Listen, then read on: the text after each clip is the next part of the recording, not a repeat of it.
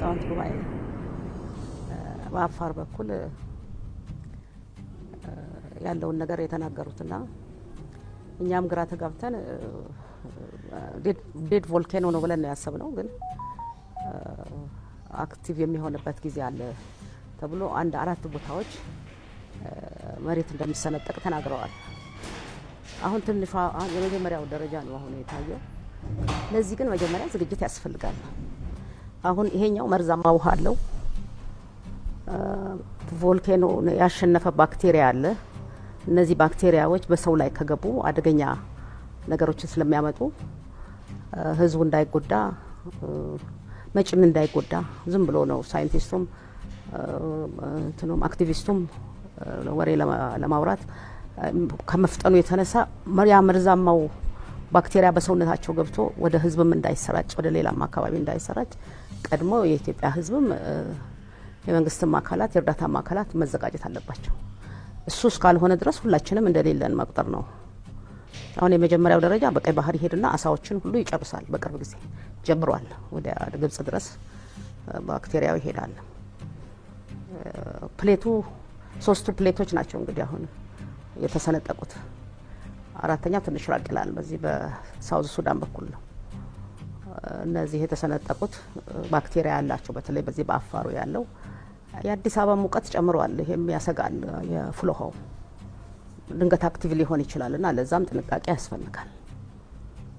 እና ሁላችንም ተባብረን ሰው እንዳይጎዳ ማድረግ እንጂ በጣም ትልቅ መሬት ነው ተገንጥሎ ኢንዲያን ኦሽን ላይ የሚሳፈፈው። ቀኑን እግዚአብሔር ያውቃል። ግን አሁን ጅማሮ በጣም ፈጥኗል። እንደውም እኛ ካወራንበት ጊዜ አሁን እኮ ፈጣን ነገር እያየን ነው። ይሄ ቆሻሻ ውሃ የተገኘችው ሀይቅ እነዚህ በሙሉ መርዛማ ናቸው። ባክቴሪያም አላቸው።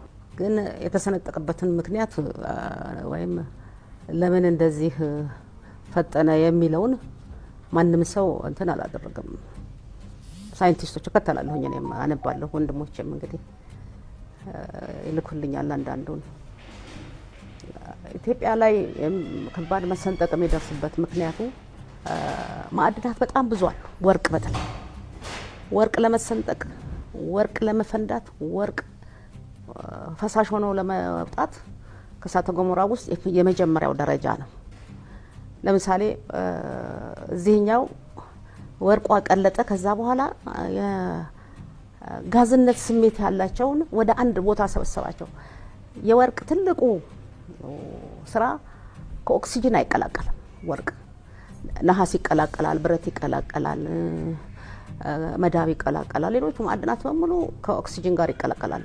ወርቅ ግን አይቀላቀልም። መቅለጥ ከጀመረ መመለሻ የለውም። ሁሉም ጋር ይሄዳል። ይንሸራተትና ይነቃቀላቸዋል። ለመፈንዳት ዝግጁ ያደርጋቸዋል። አሁን የፍሎሃ ዙሪያ የተሰሩ ነገሮች ብዙ አይሞችኝም። ከድሮ ጀምሮ እናገራቸዋለሁ። ድንገት አይታወቅም። እንጦጦ ላይ አይታወቅም። ወደታችም ስንሄድ የረር ላይ አይታወቅም። እነዚህን የጂኦሎጂስት ስራዎች ሆነው የኛን ጥቆማም እየሰሙ ቢሰሩት ህዝቡን ከችግር አገሪቷንም ካደጋ ያድናሉ። ባህሉን ቢንቁት እኮ እሱ ንቋቸዋል። መናቃቸው ራሳቸውን ነው የሚጎዳው እንጂ እኛን አይጎዳም።